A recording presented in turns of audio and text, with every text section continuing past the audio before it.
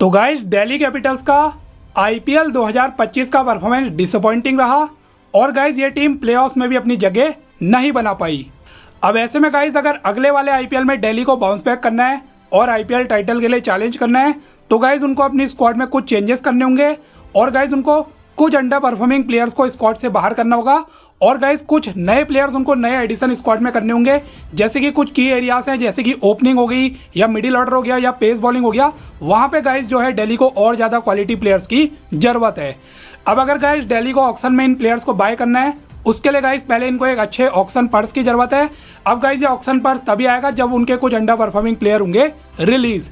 तो गाइस इस वीडियो में हम ऐसी 6 प्लेयर्स की बात करेंगे जिनको कि दिल्ली मोस्ट प्रॉब्ली अगले ऑक्शन से पहले रिलीज कर सकती है।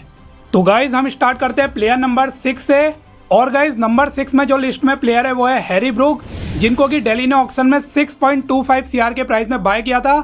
लेकिन गाइस ब्रूक ने लास्ट मोमेंट में जो है आईपीएल में खेलने से मना कर दिया था और उसके बाद गाइस आप जानते हैं बीसीसीआई ने भी इनको 2 साल के लिए आईपीएल से बैन कर दिया था। तो गाइस इसका मतलब यह है कि अब दिल्ली का इनका रिलीज करना कंफर्म है और गाइस ब्रूक को रिलीज करके सीधे दिल्ली कैपिटल्स के पर्स में 6.25 सीआर का एडिशन हो जाएगा, जो कि दिल्ली के लिए अगले ऑक्शन में काफी ज्यादा बेनिफिशियल होने वाला है। अब गाइस लिस्ट में प्लेयर नंबर 5 है दुष्मंता चमीरा, जिनको कि दिल्ली ने 75 लाख के अमाउंट में ऑक्शन में बाय किया था और गाइस इनको इस बार आईपीएल में अच्छे खासे मैचेस खेलने को मिले। इन्होंने टोटल 6 मैचेस खेले, लेकिन गाइस ये बहुत ज्यादा इंपैक्ट नहीं डाल पाए। सिर्फ गाइस ये 4 ही विकेट इन 6 मैचेस में चटका पाए और गाइस जो इनका इकोनॉमी रेट था 11.4 का था, यानी कि गाइस ये काफ़ी ज़्यादा एक्सपेंसिव साबित हुए थे। प्लस गाइस जब विकेट्स की जरूरत थी उतने क्रूशियल विकेट ये नहीं दिला पाए, तो मेरे अकॉर्डिंग तो गाइस इनका performance up to the mark नहीं रहा। तो ऐसे में गाइस अब दुष्मंता चमीरा भी यहाँ पे रिलीज हो सकते हैं और मे बी गाइस दिल्ली इनके बदले किसी दूसरे ओवरसीज पेसर को ऑक्शन में टारगेट कर सकती है।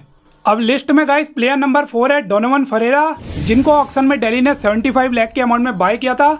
लेकिन गाइस डोनोवन फरेरा लगभग पूरा सीजन बेंच में ही बैठ रहे, जब इनफैक्ट दिल्ली का मिडिल ऑर्डर गाइस उतना अच्छा नहीं कर पा रहा था, तब भी गाइस इनको मौके नहीं मिले। लास्ट में मुझे याद है सिर्फ एक मैच इनको दिल्ली ने खिलाया, उसमें भी गाइस ये कंट्रीब्यूट नहीं कर पाए, सिर्फ 1 ही रन ये स्कोर कर पाए थे। तो ऐसे में गाइस इसका मतलब यही है कि पूरा सीजन अगर ये बेंच में बैठ रहे तो दिल्ली मैनेजमेंट इन पे ट्रस्ट नहीं करती है।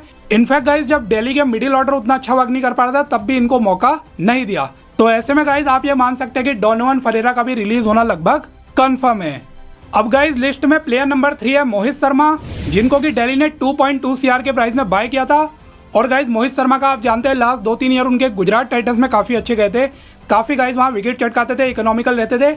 लेकिन गाइस दिल्ली में जो है गुजरात जैसा परफॉर्मेंस नहीं दोहरा पाए और दिल्ली कैपिटल्स के लिए गाइस इस बार मोहित शर्मा ने टोटल 7 मैचेस खेले, जिसमें गाइस ये सिर्फ 2 ही विकेट चटका पाए और इनका इकोनॉमी रेट था 10 से ज़्यादा का, यानी कि गाइस गुजरात जैसा यहाँ पे वो एक्सपीरियंस प्रोवाइड नहीं कर पाए, यहाँ पे उतना अच्छा परफॉर्म नहीं कर पाए। तो ऐसे में गाइस अब मोहित शर्मा जो है उनकी एज भी थोड़ी ज़्यादा हो गई है, आई थिंक ये 35-36 के हैं। परफॉर्मेंस भी गाइस दिल्ली में नहीं आया, यहाँ पे क्लिक नहीं कर पाए। तो मुझे जहाँ तक लगता है गाइस मोहित शर्मा को भी रिलीज करेंगे, उनके बदले गाइस 2.2 सीआर दिल्ली को बचेगा, जिसमें वो किसी और यंग इंडियन क्वालिटी पेसर को टारगेट कर सकते हैं।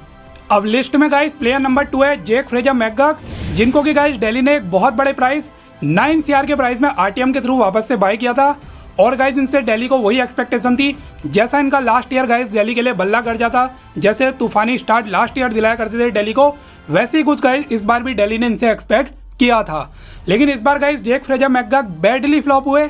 शुरुआत के 6 मैचेस गाइस इनको खेलने को मिले, जिसमें गाइस ये सिर्फ 55 रन स्कोर कर पाए और इनका स्ट्राइक रेट गाइस सिर्फ 105 का था, यानी कि इतना खराब। अब लास्ट ईयर गाइस आपको याद होगा इतना ज़्यादा इनका स्ट्राइक रेट था, इतना बेहतरीन तेजी से रन मार रहे थे, लेकिन इस बार गाइस ये बिल्कुल भी परफॉर्म दिल्ली के लिए नहीं कर पाए और उसके बाद तो गाइस इनको मैनेजमेंट ने फिर ड्रॉप भी कर दिया था। तो ऐसे में गाइस जितने बड़े प्राइस में इनको आरटीएम के थ्रू दिल्ली ने वापस से बाय किया 9 सीआर में, उस लेवल की गाइस ये वैल्यू प्रोवाइड नहीं कर पाए। तो मुझे गाइस जहां तक लग रहा है कि जेएफएम को दिल्ली रिलीज कर सकती है, क्योंकि इनको रिलीज करके गाइस 9 सीआर बचेंगे, जो कि दिल्ली के लिए ऑक्शन में काफ़ी हेल्पफुल होने वाले हैं। प्लस गाइस अगर आप देखें अब दिल्ली केएल राहुल से ओपन करा रही है, बाकी अभिषेक पोरेल भी उनके पास है, एक सेडिकुल्ला अट्टल कल के प्लेयर है अफगानिस्तान के, वो भी गाइस टॉप ऑर्डर में इनफैक्ट ओपनिंग कर लेते हैं और मुझे जहाँ तक लगता है ऑक्शन में भी एक आध ओपनर दिल्ली लाएगी। तो ऐसे में गाइस यहाँ पे जेएफएम की जगह नहीं बन रही है, तो मुझे जहाँ तक लग रहा है गाइस जेएफएम का भी रिलीज होना लगभग कन्फर्म है। अब गाइस लिस्ट में प्लेयर नंबर 1 जिनके मुझे काफ़ी हाई चांसेस लग रहे हैं रिलीज होने के, वो है फैफ डुप्लेसी, जिनको कि गाइस दिल्ली कैपिटल्स ने 2 सीआर के प्राइस में ऑक्शन में बाय किया और गाइज इनसे वही एक्सपेक्टेशन थी जैसे आरसीबी में गाइज तूफानी शुरुआत आरसीबी को दिलाया करते थे, ओपनिंग में बड़े बड़े नॉक्स खेलते थे, ऐसे ही कुछ गाइज दिल्ली में भी एक्सपेक्ट किया था मैनेजमेंट ने। बट गाइज अगर आप देखें तो फैफ डु प्लेसी एक बड़े फ्लॉप साबित हुए। इस बार गाइज दिल्ली के लिए उन्होंने 9 मैचेस खेले जिसमें गाइज वो सिर्फ 202 रन स्कोर कर पाए और स्ट्राइक रेट भी गाइज उनका काफ़ी खराब था, सिर्फ 123 का था। तो गाइज देखा जाए फैफ डु प्लेसी जो है अपनी उतनी टॉप क्लास फॉर्म में भी नहीं चल रहे, प्लस गाइज वो अगले आईपीएल तक 41 ईयर ओल्ड हो जाएंगे और बहुत ज़्यादा दिल्ली को वैल्यू भी प्रोवाइड नहीं कर पाएंगे। तो गाइज जहाँ तक मुझे लग रहा है दिल्ली फैफ डु प्लेसी को भी रिलीज़ कर सकती है और उनको रिलीज़ करके गाइज एक ओवरसीज स्पॉट बचेगा जिसमें गाइज किसी दूसरे क्वालिटी ओपनर को जो है दिल्ली टारगेट कर सकती है। तो गाइज ये थे वो 6 प्लेयर्स जिन्हें मेरे according most probably Delhi release कर सकती है।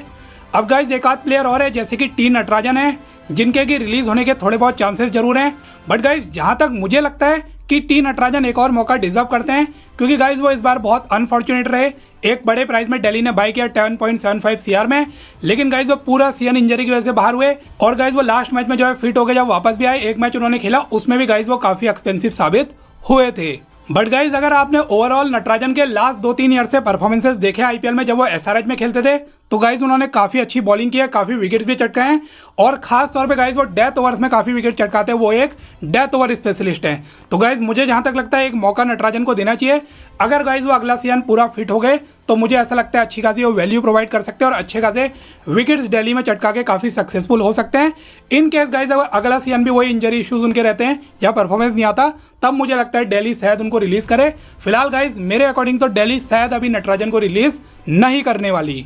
बाकी गाइज आपका क्या कहना है दिल्ली के रिलीज प्लेयर के बारे में, आप अपने ओपिनियन जरूर कमेंट सेक्शन में बता सकते हो और ऐसी वीडियोस के लिए गाइज आप चैनल को भी सब्सक्राइब कर सकते हो।